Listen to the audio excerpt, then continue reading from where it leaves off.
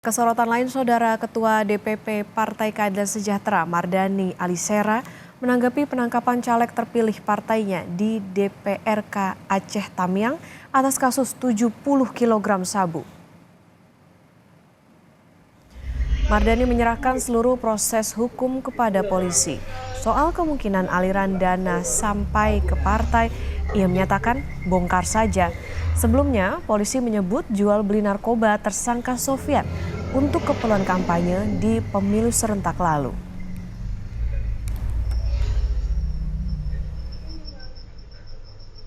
Ada ini bawa ke kepolisian karena narkoba sesuatu yang sangat berbahaya. Buat PKS minimal ngerokok aja enggak gitu, yang ini jualan narkoba. Ya ini jadi masukan bagaimana menata caleg yang mungkin dari luar ketika bergabung dengan kan kabarnya sempat ada yang bilang, oh jangan-jangan nih duitnya ngalirnya ke partai juga nih, itu gimana tuh? Dibongkar aja, dibongkar aja. Tapi malah itu wajib untuk dibongkar dan wajib untuk ditelusuri.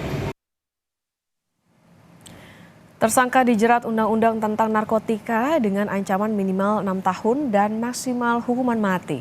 Polisi juga akan mendalami dugaan aliran dana dari hasil peredaran sabu termasuk ke partai. Pelaku yang terindikasi sebagai bandar akan dijerat juga dengan Undang-Undang TPPU. Ya, kita masih dalami ya.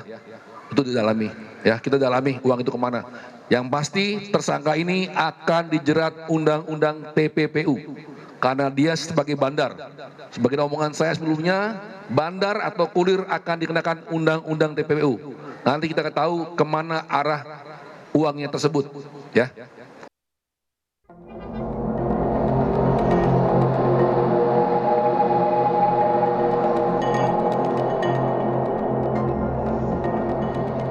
Seorang caleg terpilih Dewan Perwakilan Rakyat Kabupaten Aceh Tamiang bernama Sofyan dari Partai Keadilan Sejahtera ditangkap polisi terkait kepemilikan narkoba jenis sabu sebanyak 70 kg.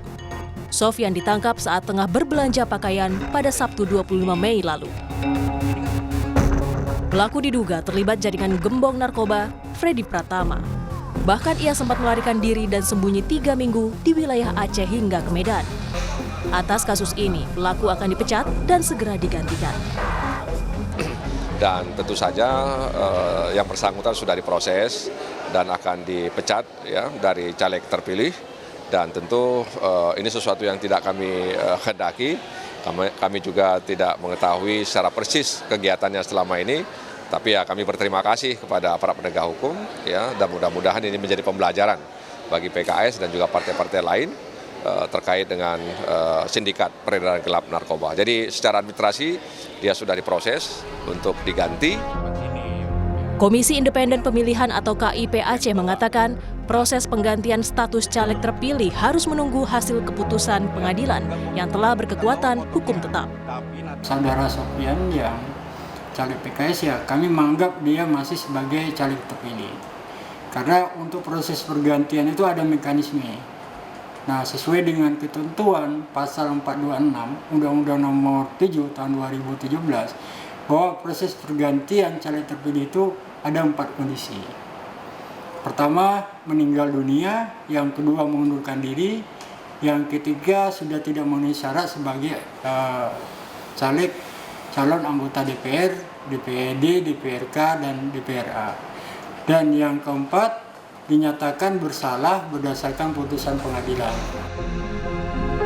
Pelaku yang diduga jaringan Freddy Pratama ini masuk daftar pencarian orang setelah sebelumnya polisi menangkap 3 tersangka lain pada 13 Maret lalu. Paket barang bukti sabu sebanyak 70 kg diprediksi dari Thailand. Pelaku diperiksa untuk mendalami siapa saja yang terlibat. Tim Liputan, Kompas TV.